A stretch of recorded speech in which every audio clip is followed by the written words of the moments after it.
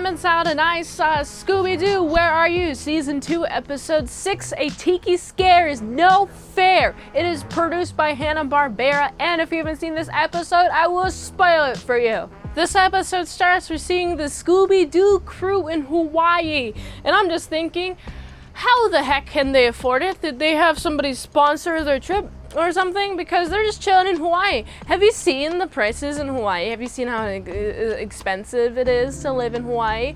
I mean, look at all these freaking rent prices. Oh, look, it's so expensive. What do you think the cost of living is there? I mean, I've been to Maui once.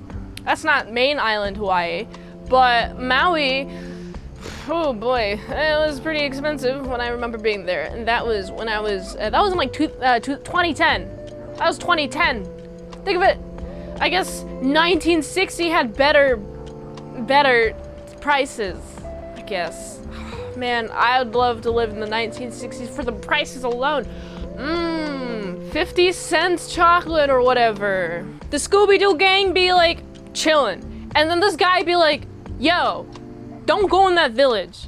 And it's like, they're chilling. You're just going to tell them not to go into a village? Well, obviously you have to go into a village now because you told them not to go and they weren't originally going to go, but now they want to go. And so we have frickin' Fred be like, oh, well, let's go investigate what's in that village. And there's like a bunch of people, like usual, trying to scare them away from that village. And I really like the traps that Fred sets up. He's a really trapped man. He's like, okay, let's put this bed sheet up. And okay, so here's my theory. They run through the bed sheet, they get blindsided by the bed sheet or whatever, and then we got him. And I'm like looking at these, how do they work?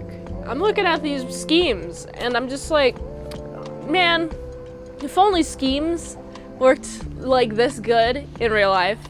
Because wow, it seems like Fred's schemes always work. It's usually like, they don't always work though. I really like the part where Fred has like a couple of schemes that he like sets up, and then it's always like Scooby and Shaggy who are like, oh, we're scared, we're too scared, we're going to fall into the trap instead of the monster falling into the trap. But then with this mistake on Scooby and Shaggy's part, there's always something that they uncover and the rest of the gang's like, oh, that's cool, I guess. So this episode really does focus a lot on Scooby and Shaggy. There wasn't like a huge like Velma and Daphne presence as like the other ones, but there's a lot of Fred. It was a very male-centric episode, and you know, I enjoyed it. I enjoyed the guy, the Tiki guy, the witch doctor. What's a witch doctor? Like, is it a doctor that only specializes in witches? Is it a doctor that specializes in potions and such? Like, what is a witch doctor? What is it really? Scooby and Shaggy are definitely leading the charge in this episode. Watching it, I'm like, man, A, pace fast like the other ones. But there's a lot of, like, personality.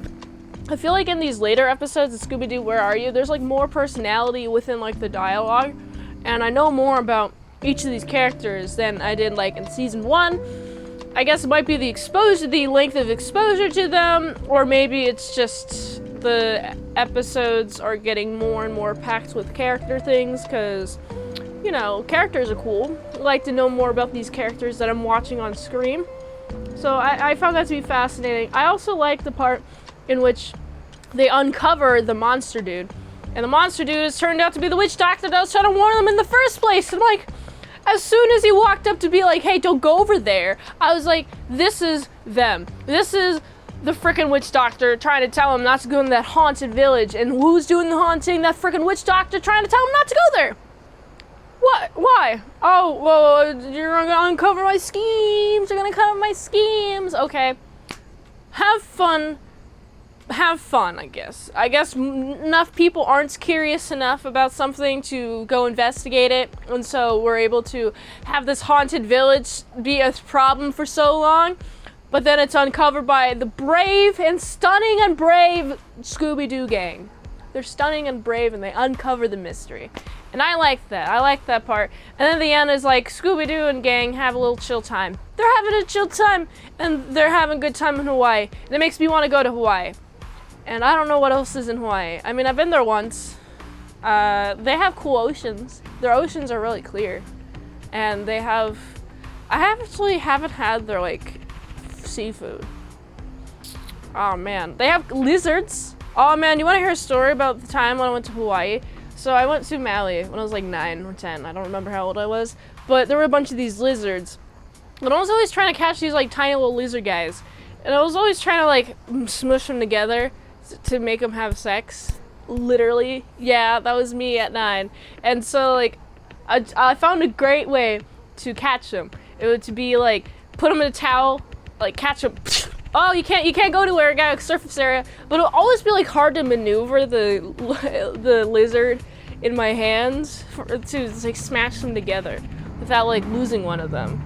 So, you know, my goal of having a lizard army never came to be because I couldn't twist them around with my towel hands. So that's a fun story, fond memories about me being in Maui. So there's that. Man, there should be more Scooby Doo episodes and things where he's in Hawaii. Aloha! Scooby Doo is an abomination, and you can check out my review on that because I've already reviewed that and I freaking hate it. I have so many things to say about that. This is not this review. I like this episode. It's cozy. Makes me want to go back to Hawaii. I want to go to Hawaii. Why are the Scooby Doo gang in Hawaii if I'm not in Hawaii? So I gotta give this episode, I don't know, it's like a 6.6 out of 10. If you like this review, watch another one. YouTube really likes that. If you want to fast track a movie review, you can do that for $20 deals at patreon.com/ASEPresents. And if you'd like to help support the daily grind of all them daily movie reviews, go to this link tree on the way you can help support the daily grind of all them daily movie reviews. So you can go here. And until next time, mint salad salt. I'll see you later, my side crew. So bacon bits. Oh wow! I just got hit by a trap door. And now I'm hovering in midair like I'm in Scooby Doo. Wow, I can't believe it. Oh, now I'm going to go fall now.